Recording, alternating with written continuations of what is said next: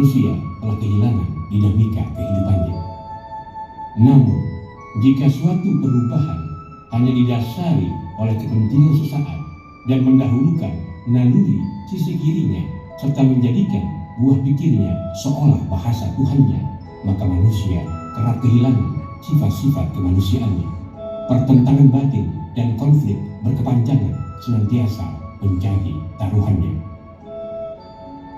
Untuk menciptakan suatu perubahan besar yang dilandasi kedalaman makna hanya bermodalkan asumsi dan emosi belaka tidaklah cukup, melainkan harus ditunjang dengan pengetahuan yang luas, data yang akurat, serta visi yang senantiasa terdepan yang harus dimiliki oleh para pelakunya. Begitu pula halnya dengan Imelda Francisca. Di usianya masih muda, ia mampu membuat perubahan besar dalam dirinya. Perubahan besar untuk merubah pola pikir yang telah menghambat dirinya. Betapa tidak, di usianya masih kanak-kanak, ia telah menerima pendidikan yang sangat keras dari gurunya di Singapura. Jika ia gagal menjawab pertanyaan bahasa Inggris atau Mandarin, maka dia akan mendapat pukulan atau hukuman tidak boleh makan. Dan kompensasi untuk melupakan kekerasan serta makian-makian sang guru sebagai anak yang tak berguna, anak yang malas, dan beragam makian lainnya, Imelda menjadi kalap terhadap makanan. Akibatnya, di usia 12 tahun, berat tubuhnya mencapai 78 kg. Dari anak yang periang menjadi anak pendiam, dari jiwa yang optimis menjadi tidak percaya diri karena kerap mendapat olok-olokan sebagai anak yang gendut, anak yang aneh, dan beragam umpatan serta ejekan yang merendahkan lainnya. Untuk menjawab ejekan itu semua, Imelda akhirnya memacu diri untuk menurunkan berat badan. Tubuhnya memang kurus, tapi penyakit mengerogotinya. Imelda menderita anoreksia. Tetapi karena anoreksia, akhirnya Imelda menemukan callingnya dan mendalami bidang psikologi klinis di Ohio State University, Amerika Serikat. Dan ilmu psikologi telah mengajarkannya dan membimbingnya menemukan jati dirinya, bahwa battery low menghambat cita-citanya adalah pikirannya sendiri.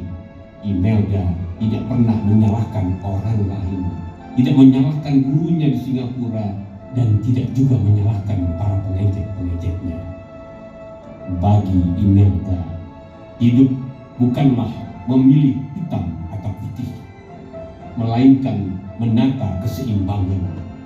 Jika kita berada pada titik yang tepat, menjadi diri kita dan menemukan calling kita, karir choice kita, dan mempersiapkannya dengan matang dan hati yang riang, kita bisa di apa saja dan membuat perubahan.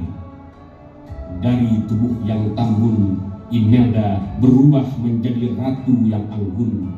Ia ingin menjadi cahaya dan lentera bagi adik-adiknya, bagi anak-anak Indonesia. Karena ia sadar tidak semuanya seberuntung dirinya, dan ia ingin mengajak semua khalayak berperan, berjalan bersamanya menata kemajuan bagi pendidikan anak-anak negerinya. Anak-anak kita seumur Imel sudah berpikir seperti itu, sudah mau berbuat seperti itu di usia 23 tahun. Saya kira Indonesia optimis maju ke depan. Amin. Sungguh suatu kesan yang sangat indah buat anak Indonesia. Sekian.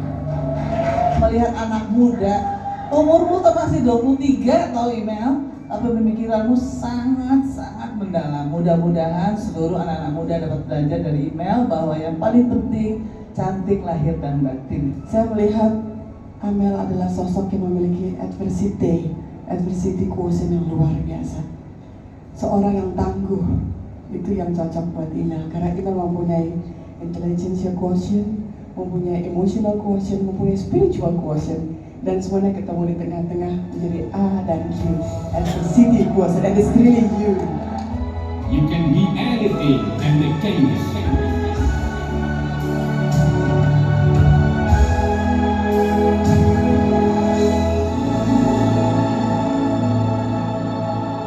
Kita di apa saja dan menciptakan perubahan. Dari tubuhnya yang tambun, Imelda berhasil menjadi ratu yang anggun. 2011 sudah sound speaking, saya udah gak belagu, gak arogan, gak sombong. Ada seorang sahabat membawa anak gadisnya berusia 2 tahun. Ran, titip anak gue Ran, lu kira kau panti asuhan? Dititip bukan, dia mau ikut private apa? Sound speaking. Oh, namanya Melissa Putilata. Aku tanya, Melissa, kamu ikut private buat apa? Aku mau jadi putri pariwisata om. Oh, mau terkenal ya? Mau banyak uang ya? Dia nangis, bukan om. Aku ingin jadi putri, itu bukan terkenal banyak uang. Om tahu kan di kampung papa di Tual sana om, itu bagus benar om. Gak pernah pemerintah om datang melihat, mengangkat ekonomi rakyat di sana om. Karena aku harus berjuang om. Aku menjadi putri wisata untuk berjuang buat orang-orang di Tual. Lalu aku bilang, Melissa, kamulah putri pariwisata itu. Ketika engkau ingin menjadi sesuatu tapi bukan untuk ego, namun menciptakan perubahan, semakin besar perubahan yang kau lakukan, semakin besar Tuhan bekerja bersama. Engkaulah putri pariwisata itu. Siap kita latihan. Itu pun ngobrol. Waktu kita ngobrol ada alumni sound speaking namanya Andara Putri Raini. Dia juga